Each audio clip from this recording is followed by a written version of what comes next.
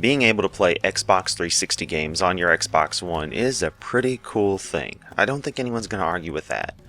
But there's a few nuances about it that I think are going to change the way people use the feature compared to how they think they're going to use it. Number one is the limited game selection available. And I'm not talking about the fact that it's just 104 random titles right now, but more the matter of being a staggered rollout of what games will be compatible. Now I understand there's definitely reasons for this, mainly in how they've written the backwards compatibility to be. That's fine. But it's going to mostly end up being major titles that everyone loves and your first party, Microsoft titles that get compatibility. Whereas certain obscure niche titles might never see compatibility on the Xbox One. Now I'm certain there's going to be something here or there that makes its way through. But on a whole, we're not going to see full universal compatibility with the Xbox One. Not anytime soon, at least. This means that if you still want to play those games, you'll have to keep an Xbox 360 lying around. Number two is the fact that games have to install to the system. Now this again isn't that bad, except for the fact that you basically have to download the game, even if you own a disc-based copy. The real issue here is the limited storage space available. Even with an external hard drive, you're still only going to have so much data available to install these games.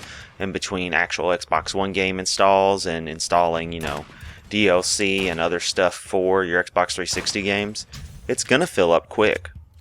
Now looking at these two factors together, I know I personally, and I figure most other gamers, are going to do this.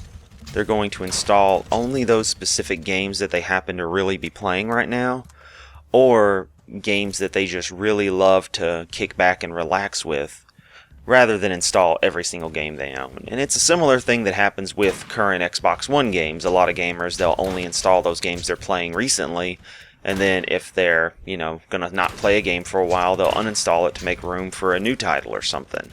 Which makes sense, albeit it's very tedious, especially when the game has to download a 5 or 10 gigabyte update. But it works.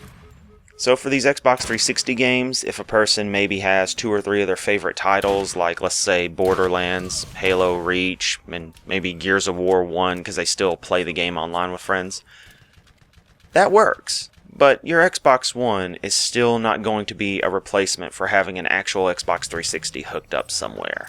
And I'm hoping people don't wind up thinking that it is, because they're going to be very disappointed.